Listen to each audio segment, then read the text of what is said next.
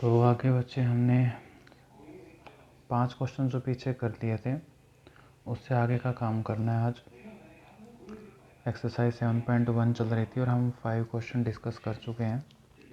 आगे हमारा क्वेश्चन है अब सिक्स्थ क्वेश्चन में क्या है, इसने बोला convert given percent to decimal fraction and also the fraction to the simplest form. Percent दे रखे हैं हमें, परसेंटेज को किस में चेंज करना है, डेसिमल फ्रैक्शन में। परसेंटेज को डेसिमल फ्रैक्शन में चेंज करना है और उसके बाद सिंपलेस्ट फॉर्म में लेकर आना है। ठीक है, तो सिंपलेस्ट फॉर्म क्या होती है, सरलतम। जितना काट सकते हो, जितना कैंसिल कर सकते हो, जितना सिंपल लेके आ सकते हो उतना सिंपल लेके आना है। डेसिमल मतलब दशमलव में लेके आओ, फ्रैक्शन मतलब भिन्न में लेके आओ। दशमलव या फिर भिन्न में लेके आना है किसको, परसेंटेज को। सही है, तो इसका फर्स्ट पार्ट है, देखो करते हैं साथ के साथ। 25% है, तो 25% को अगर मैं पहले डेसिमल की बात करूं तो 25% को परसेंट के लिए डिवाइड में 100 आएगा। 25/100, 100 डिवाइड में है तो 2 डिजिट छोड़कर डेसिमल लगाना है। जितनी जीरोज होती हैं बैक से उतनी डिजिट छोड़ देते हैं और 1 के लिए डेसिमल लगाते होते हैं। तो ये 25 था, 1020, 2 जीरो छूट गई और 1 के लिए यहाँ पे डेसिमल लग गया, तो 0.25। ये तो हो गया डेसिमल। अब इसको फ्रैक्शन में चेंज करना है। अगेन 25% को हम 25/100 लिख सकते हैं। अब इसको जितना काट सकते हो उतना काट लो। 25 पे ही कट रहा है, 25 एकम 25, 25 चौके 100, तो फ्रैक्शन में आंसर क्या आ जाएगा, 1/4। तो ये जो 0.25 आया ये डेसिमल में आंसर था, यानी कि दशमलव में। ठीक है, और 1/4 जो है ये क्या है, हमारा सिंपलेस्ट फॉर्म है किसका, फ्रैक्शन का। जो हमने फ्रैक्शन बनाया था यानी भिन्न बनाई थी उसकी सिंपलेस्ट फॉर्म थी। इस तरह से काम करना है अपने को। इसके बाद है सेकंड पार्ट, बी में 150% है, तो अगेन 150% परसेंट के लिए डिवाइड में 100 आ जाएगा। ऐसे ही 150 के लिए परसेंट के लिए डिवाइड में 100 आ जाएगा। पहले डेसिमल के लिए करता हूँ। 1 के बाद 2 जीरोज़ हैं तो बैक से 2 डिजिट छोड़कर डेसिमल लगा देना है। तो 1 2 डिजिट छोड़कर यहाँ डेसिमल लगा दिया, 1.50। सही है, सिंपलेस्ट फॉर्म में लेके आना, इनको कैंसिल करना है। 0 से 0 कैंसिल हो जाएगी, 5 के टेबल पर दोनों कैंसिल हो रहे हैं। 5 3 जा 15, 5 2 जा 10, तो सिंपलेस्ट फॉर्म में फ्रैक्शन क्या आ गया, 3/2। सिंपलेस्ट फॉर्म का मतलब है जहाँ तक कैंसिल कर सकते हो ना वहाँ तक कैंसिल करना है। कैंसिल करना वहाँ पर छोड़ना है जहाँ पर कैंसिल होना बंद हो जाए। सही है, तो ये था हमारा बी पार्ट। इससे आगे आता है सी पार्ट, 20%। कर सकते हैं अब आप इसको, खुद ट्राई करना। इसे कोई दिक्कत आए तो फिर पूछना, बाकी दिक्कत आएगी नहीं, सिंपल है। जैसे आपने 25% को किया है ना यहाँ पे, वैसे यहाँ पे 20% वाला भी हो जाएगा। डी पार्ट, इसमें है 5%। ये वाला भी खुद नहीं करना आपने, ट्राई योर सेल्फ। कोई दिक्कत आती है तो बताना फिर आप। ठीक है, 6th क्वेश्चन के बाद नेक्स्ट क्वेश्चन है हमारा 7th क्वेश्चन। इन ए सिटी, एक शहर के अंदर 30% आर फीमेल, 30% महिलाएं हैं। 40% आर मेल, 40% कौन है, मेल यानी कि पुरुष। ठीक है, और बाकी जो है, जो बच गए उनके बारे में पूछ रहा है। इसने बोला है रिमेनिंग आर द चिल्ड्रन, पीछे जो बच गए वो हैं चिल्ड्रन यानी बच्चे।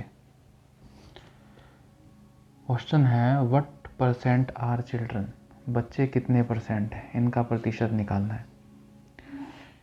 तो बच्चे ये देखो आप, फीमेल 30% हैं। 30% को फीमेल यानी कि महिला हिंदी वाले, मेल यानी पुरुष, और चिल्ड्रन यानी बच्चे। 30% को क्या हम 30/100 लिख सकते हैं? बिल्कुल लिख सकते हैं। 40% को हम 40/100 लिख सकते हैं? बिल्कुल लिख सकते हैं। और जो ये चिल्ड्रन है, बच्चे, ये हमें पता नहीं कितने हैं, इनको हमने क्या मान लिया? x मान लिया। सही है। तो महिलाएं 30/100, पुरुष 40/100, और जो बच्चे थे x थे, x% मान के चलेंगे ना, तो 100 में से x हो गए, ये हो जाएगा x/100। ये बराबर किसके होना चाहिए? ये सब मिलके ना 100/100 होने चाहिए, यानी सबका जिक्र हो गया इसके अंदर। महिलाएं, पुरुष और बच्चे, 100 में से 100 आ गए ना, यानी जितने थे सब काउंट हो गए। महिलाएं भी आ गई, पुरुष भी आ गए और बच्चे भी आ गए। एलसीएम लोगे 100 100 100 का 100 ही आएगा। एलसीएम आ गया 100। 100 की टेबल में 100 कहाँ पे आता है? 1 पे आएगा। 30 से गुणा करोगे 30। 100 की टेबल में 100 1 पे आएगा, ये 40। और 100 की टेबल में 100 1 पे आएगा, x बराबर में है 100/100। डिवाइड के 100 से डिवाइड का 100 कैंसिल हो जाएगा। 30 और 40 कितना हो गया? 70। प्लस में है x बराबर किसके है? 100। तो x की वैल्यू प्लस का 70 वहाँ जाके माइनस हो जाएगा, और 100 से 70 जाएंगे, कितना आ जाएगा? 30। तो x की वैल्यू कितनी आ जाएगी? 30%, यानी कि 30%। ये था 7वां क्वेश्चन। होप समझ में आ रहा है आपको? ठीक है। महिलाएं 30% थी, पुरुष 40% थे। अगर देखो 3 नंबर में 3 मार्क्स में आ जाए या उससे ज़्यादा मार्क्स में आ जाए तो इस तरह से बड़ा सा सोल्व करना है।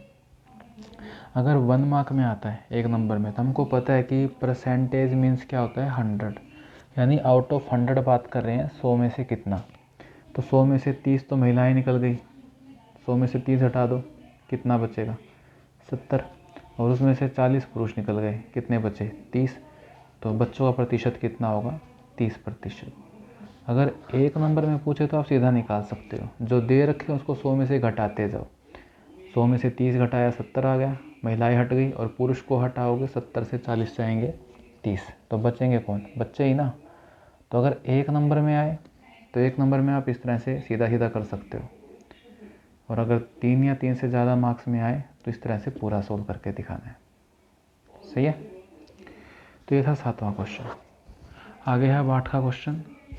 Out of 15,000 voters in a constituency, voter कितने हैं? टोटल जो वोटर हैं वो बताए हैं हमें 15,000, 15,000 हैं वोट डालने वाले। टोटल वोटर्स हैं 15,000। 60% वोटेड, वोट दिए, कितनों ने दिए vote? 60%। Find the percentage of voter who did not vote, जिनने वोट नहीं दिए। Did not voted. ठीक है, 2 ही तरह के लोग होंगे, एक तो जिनने वोट दिए, दूसरे जिनने वोट नहीं दिए। ठीक है। वोट देने वाले कितने थे? 60। तो ना देने वाले कितने होंगे? तो 100 में से 60 घटा दो। तो परसेंट का मतलब क्या होता है? पूरे 100 होते हैं ना, तो 100 में से 60 ने तो वोट दिए, जिनने नहीं दिए वो बाकी थे, तो 100 में से 60 हटा दिया, तो 100 में से 60 घटेगा, कितना आ जाएगा? 40%। ठीक है। हिंदी वाले टोटल वोटर्स को हम लिखते हैं कुल वोटर। वोटेड का मतलब वोट दिए, डिड नॉट वोटेड का मतलब वोट नहीं दिए। ठीक है। तो टोटल वोटर थे हमारे पास कितने? 15,000, 15,000 लोग थे कुल। उनमें से वोट देने वाले कितने थे? 60। और जिनने वोट नहीं दिए, तो 60 को हटा दो 100 में से, 100 में से 60 हट जाएंगे, बचेंगे कितने? 40%। इसी क्वेश्चन में आगे पूछा इसने, can you now find how many actually did not voted, कितने लोगों ने वोट नहीं दिए। Number of voters did not voted. Voters की संख्या, वोटर्स को हिंदी में वैसे मतदाता बोलते हैं, मतदाताओं की संख्या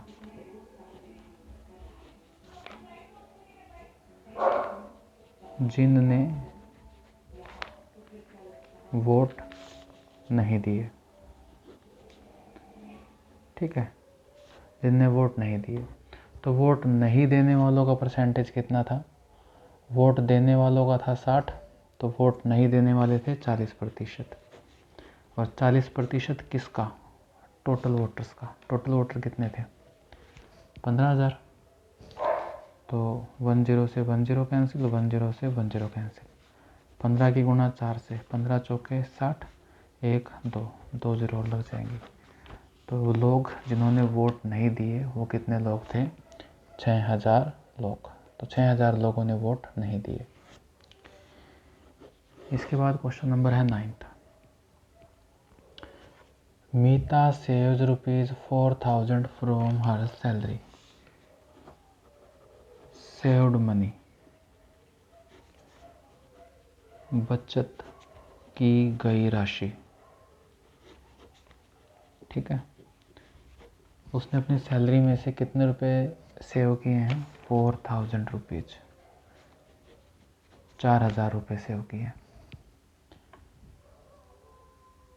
if this is 10% of her salary, जो सेविंग की है ना वो टोटल सैलरी का 10% था भाई, ठीक है। तो हम लिखेंगे परसेंटेज ऑफ सैलरी सेव्ड, ठीक है। बचाई गई धनराशि का प्रतिशत कितना था? 10% था, 10%। व्हाट इज हर सैलरी, उसकी सैलरी पता करनी कितनी थी। अब देखो सैलरी सेव कितनी की उसने? 10%। कहने का मतलब अगर उसे टोटल 100 रुपये मिलते हैं ना तो उसने 10 रुपये सेव किए हैं। अगर टोटल सैलरी 100 रुपये है तो कितने सेव किए हैं? 10। मुझे इस टोटल का जो है ना पता करना है कि टोटल सैलरी कितनी थी, बचा हुआ कितना हो जाए? 4,000 रुपये हो जाए। बचा हुआ कितना हो जाए? 4,000। तो बचे हुए को 4,000, ये ऊपर है बचाए गए यानी सेव्ड था ये, और नीचे वाला है टोटल। टोटल 100 रुपये मिल रहे हैं तो 10 रुपये बचा रही है, और बचाने वाले को कितना करना है? 4,000। तो किससे गुणा की जाए? 400 से। 400 की 10 से गुणा करूँगा 4,000 बन जाएगा। जिससे ऊपर गुणा की है उसी से नीचे कर दो। तो 400 की 10 से गुणा कितनी हो जाएगी? 4,000। तो 4,000 सेव हो गए। तो टोटल कितने? 400 की 100 से गुणा करोगे तो 40,000। तो 40,000 पे कितने रुपए सेव हुए इसके? 4,000। क्वेश्चन क्या था? टोटल सैलरी कितनी मिल रही थी, तो टोटल कितनी मिल रही थी उसको? 40,000। एक तो ये तरीका है, या फिर आप मान के चलो let total salary, total salary कितनी मान के चलते हैं? एक्स। एक्स का कितना परसेंट सेव किया उसने? 10%, 10/100। और 10/100, 10% सेव करने के बाद कितने रुपए सेव कर रही है वो? 4,000 रुपये। 0 से 0 कट गई, x/10 4,000 है, तो x की वैल्यू डिवाइड का 10 वहाँ जाके गुणा हो जाएगा, और 4,000 की 10 से गुणा करोगे कितना आ जाएगा? 40,000 रुपये। ये हमारा आंसर हो जाएगा। चाहे इस तरीके से कर लो, चाहे इस तरीके से कर लो, जो आसान लगे उससे कर लेना, दोनों ही सही है। सही है। एक बार फिर से देख लेना, सेव्ड मनी कितनी थी? 4,000 रुपये।